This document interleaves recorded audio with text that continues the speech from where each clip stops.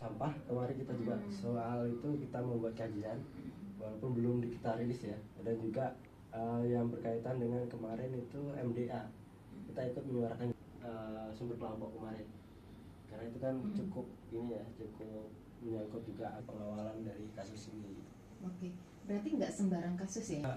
Karena teman-teman kan punya pengalaman dan juga jurusan masing-masing pendidikan, pendidikan. Dan kita bukan cuma di Buleleng ataupun di Bali, hampir seluruh Indonesia itu kita kekurangan minat literasi. Literasi kita itu sangat kurang sekali. Artinya apa? Bahwasanya non formal. Saya rasa kita bisa menumbuhkan kembali daya baca, daya minat siswa untuk membaca, bahkan untuk masyarakat, yang dimana karena kita kekurangan hal tersebut sehingga banyak faktor